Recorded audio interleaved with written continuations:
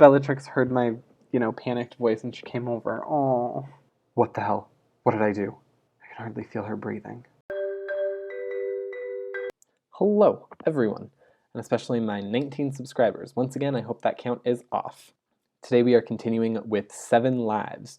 Last we left off, we have a neighbor who has a daughter that's our student and a son that's our colleague. We went to go check out a weird banging noise and a black hole opened up, and now we're in a different dimension. In this universe, our neighbor apparently died before we even met them, and now her son is an enemy of ours.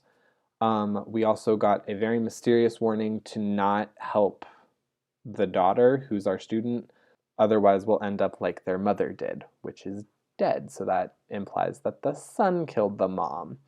So, let's see how this plays out. Still thinking about all that happened, I can't see what's going on. Even knowing that Ida was dead in Kyoto, I still have vague details about it.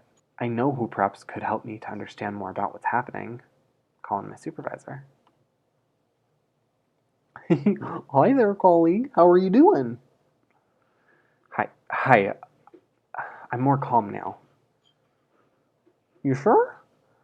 I knew about the little fight you had with Makawa. Yeah, I didn't know that I liked him that much. Well, Makawa is a tough guy. After all that they've been through. I still don't understand why he hates you so much, though. What do you mean by that? By what? After all that they've been through. Yeah. No one knows much about what happened to them in Kyoto. The only one who talks about it is Kane, and she's a very quiet girl. People say that their mother died in an accident at home while cooking. Everything burned, nothing was left. It's weird that you ask me. Kane should talk of this more with you than with somebody else. She sees you as a father. Yeah, I know that. I don't. Well, thanks. See you tomorrow. See ya. Shoot out. This day's been crazy as hell. I need a break to clear my thoughts. While watching the sky, I receive a call. It's Kane. I respond quickly. I was worried about how she's doing.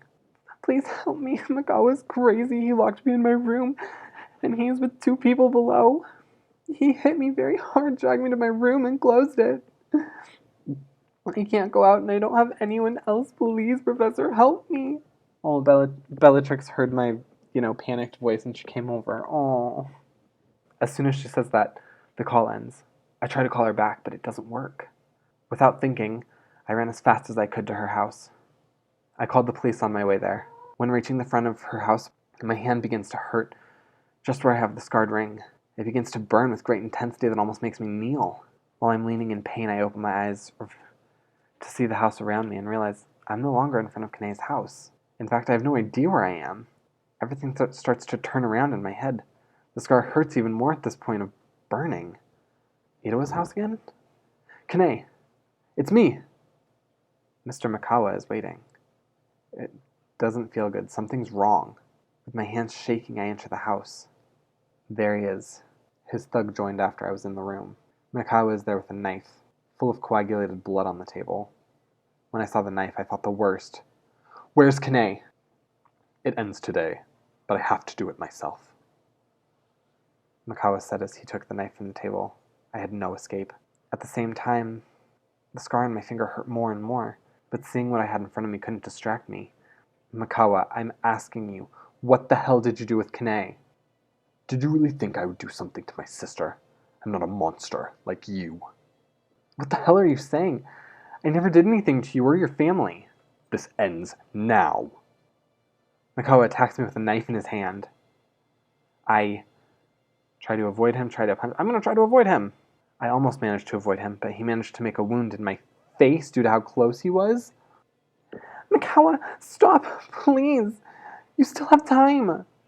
Makawa's in front of me. I can run. He wants to cut my throat. I try to stay as far away from him as I can. Make time for the police to arrive. Now I just have to wait them out first. Did you already forget it, monster? You never remembered my face, right? You didn't remember what you did? How you destroyed my sister's life? Our lives? What the hell are you talking about? I haven't done anything. I'm not responsible for your anger. Where am I? I can't see anything. Wait! Again, this house. I don't know what's happening. When I return to myself, I only see that Mikao rushes back to where I am only with his fist. I try to punch his face. I throw a few punches at his face, but he avoids them and punches me in the stomach. I see a lady in the kitchen. She's preparing something. She has a lighter. It can't be. Oh, who are you? It's Ottawa. It's impossible. And others, Makawa, with a headache impossible to bear, and a hand that was red hot. I hold strongly a knife that I took from Makawa in the middle of the struggle. I hold the knife firmly in front of me, with my eyes closed. There's no fight anymore. There's only silence. I don't want to see what's happening, what I did, but I must do it. What the hell? What did I do? Who are you? While I hold her almost dying body, I see the blood on my hands. Was it me? Can't be. I feel the heat rising through the fire as it begins to burn everything around us. When I turn my face, I see a boy with a terrified look. The horrible scene. Oh no. Makawa. Nay, no, no. The pain in my head is so great that I can't handle it. God, no. Sadness, amazement, shock, all in one look. Kane was watching me hold the body of her brother while I was bathed in my blood and his blood. Oh hell, Makawa, Kane, I'm sorry. Congratulations. My daughter is safe because of you. Everyone is safe because of you. You are a hero. So, you're a high school professor, aren't you? Who's that? Where am I? Kane's house? No. Hey, wake up. Makawa died. Kane. Hey, wait a sec. Your face is like you forgot your condom inside your wife. Calm down a little bit. Everything ended hours ago. Kane will not file any charges against you. In fact, she seems grateful. Her brother had a pretty dangerous organization in the shadows. Between us, thanks for taking out the garbage. He says that with almost a smile on his face. I just feel some contempt in his words. I shared with Makawa much more than a single day, even if it wasn't this version of him who had spent all that time. Someone's going to have to take care of her. She's 16. She can't stay in the house alone. Someone should serve as a tutor until she's legal. She wants to see you. He was practically speaking on his own since my mind was elsewhere, but by mentioning Kane's situation now, if I don't talk to her, I'll be an ass. Although it may be understandable to others, I just killed her only brother. On the contrary, if I decide to speak to her, how do I explain what happened to her brother, how I did it? I also visualize me doing the same to her mother. So what do you want to do? I want to talk to her. There she is. I don't know, what should I say? She doesn't seem bothered or sad. She's just there. You shouldn't feel bad. Makawa sought his end. Before he wasn't like this. When we were children, he always protected me until one day he simply decided to destroy everything. When he stopped being the brother who I appreciated and became the monster that terrified me. Kane thinks that Makawa killed her mother as well. I can't tell Kane that I was the cause of her misfortune, both in the past and the present.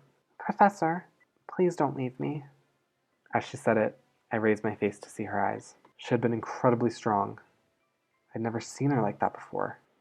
She broke completely, her tears running down her face. The pain permeated her soul, and guilt invaded mine. In spite of everything, Makawa was what was left of her family, and I took that from her. I could only think of giving her a hug to calm her down. It worked to reassure both of us. Professor, what happened to your hand? The scar that you had? Yes, a ring that seems to be marked when I take someone's life. I don't know. Perhaps it was in the fight. Sorry to keep you for so long, but the circumstances of this deserved it. Don't worry. You're free to go home. Is there anyone that can come get you? Kane's face shows again the catatonic and lifeless state that she had before I entered. Can we both go now? Have you cleared everything up to let us go? She asks insistently. I'll not deny it. I also wanted to leave. Yes, both can leave, in fact. The fiscal said that, for now, you can be with the professor until we can find a new home for you. It's okay that after all this happened, she stays in my house? Are you okay with that, Professor? If Kane is okay with it. Yes. Good. Before you leave, I need to speak with you a moment, Professor. I'd really appreciate it. Kane looks at me with some concern. Every action around us was built on uncertainty. I don't know what the hell happened in that house, really. I'm not going to deny that seeing this case not only seems that he set the stage for this, but it also seems that you agreed to that result from the beginning. If that guy had not been a social crap, or if that little girl had put charges against you, believe me, you wouldn't be leaving now. Like I told you, you did us a favor by getting rid of them. She'll get over it sooner or later. Now she's in shock, but I want to be clear. If something happens to that young girl, and I mean anything bad, I'll move this whole situation to find you and leave you the same or worse than Makawa. His face carefree, but his tone firmness made things clear, and scored my priority, which in fact was not exactly Kane. If I want to protect her, I have to understand well what's happening to me. We leave the police station in a taxi. You can sleep in my room if you want. This is your house. Thank you, Professor, but where are you going to sleep? Don't worry, I'll sleep on the couch. Just rest, Kane. Thank you, Professor. Although I was really worried about leaving her alone in a room, I felt that she needed it. Whatever the decision she was going to make was going to be there, and I wouldn't be able to interfere. I didn't want to get out of bed. I don't know how I'm going to face this day. I kept watching the scar marked on my hand. I was searching the internet all night regarding something, but I didn't get anything. I hadn't slept either. By now I was a greater disaster than yesterday. However, I had to see how Kane was doing. What's that? What's that smell? She's in the kitchen? The house is perfumed with a smell that's unbelievable. Oh, Professor. She's there, just enjoying cooking. I didn't think you were up yet. I hope you like it. There wasn't much to choose from in the refrigerator. You should ask someone to do the shopping. I must say that the food she prepared seemed much better than anything I could cook. Besides, her little smile gave me an extra boost today. Professor, I know something is happening. You're hiding from me what really happened last night with Makawa. I remember that in the morning you acted very rare. I didn't mention it in the interrogation, but I know that you're not like that. But I need you to tell me the truth. Please tell me what's happening to you. A breakfast next to an apple juice. It's the perfect setting to say, oh, I jumped through time to kill your mother and brother. I must tell her. It's no longer something I can hide. At least not to her. Time. Do you remember that class on physics that I gave a few months ago? When we spoke about time and space? Well, it wasn't a few months ago. It was a year ago. But yes, I do remember it. More than a few things have changed. That's the thing. We spoke about how time can be seen as a slice of moments that we discover. Those moments, even if they're in the same position, can vary if the particles that constructed them are in a different arrangement. So we can have the same slice of time, which can be so different in many forms, or so similar they're just tiny variations. A slice of time with different variations of itself. I don't understand why you're saying this, Professor. I don't know how it happened or why, but it happened. I can't assure that this is another slice of time different to the ones I belong. I know everything that I lived with you, Itoa, even with Makawa. Are you saying that you belong to another time? I can't assure it, but I don't know any other explanation. In your slice of time, Mama's still alive? Damn it, this is so messed up. I think so. I don't know what happened before I landed in this slice of time or how it happened. I was in your house, then something appeared. It was like a black hole. It was outside this reality. It consumed everything, leaving me in the dark. Then I woke and I saw the scar on my finger. I walked in your house, then to school. After that, you know everything. The silence was there for a minute again. I believe you. She does? Something happened this week that made me realize that this doesn't feel right.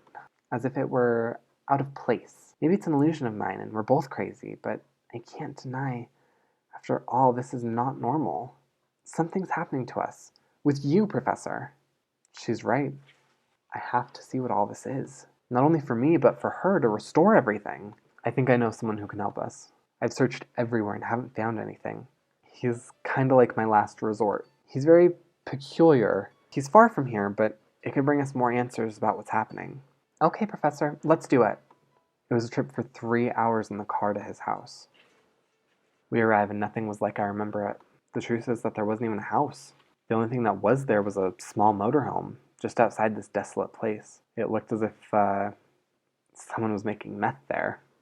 Professor, are you sure someone lives here? Everything looks abandoned. Really, it looks like no one lives here.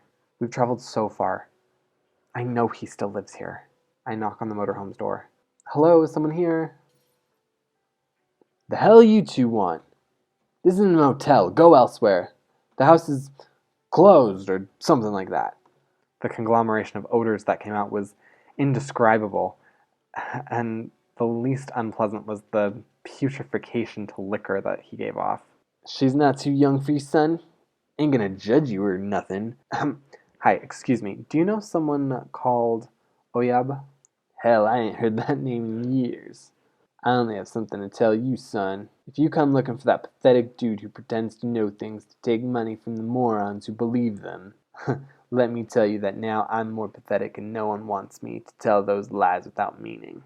Although at least now I have the freedom to not pretend I can. So this is the guy that he's looking for. He's really smart, but he just thinks that he's spouting out junk. Cool. Do you know something about this? I show him the scar on my finger.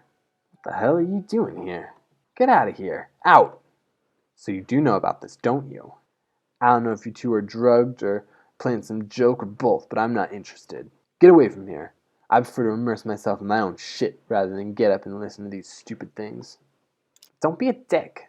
At least take the last bit of humanity you still have left and stop being pathetic in your life. Even now, stop putting your head in your butt to breathe the same excrement that you really like to talk about and tell us what you really know.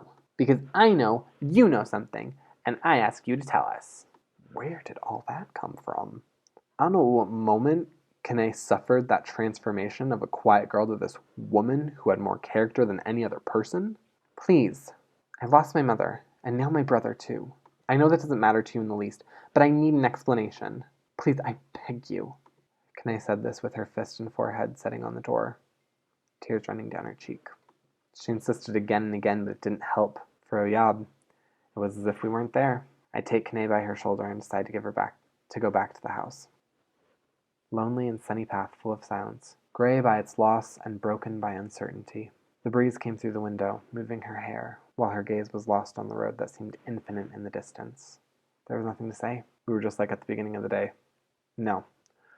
Worse, we didn't even have any false hope anymore. What? Gnahitan si erhet. That's there is nothing backwards. Kanae.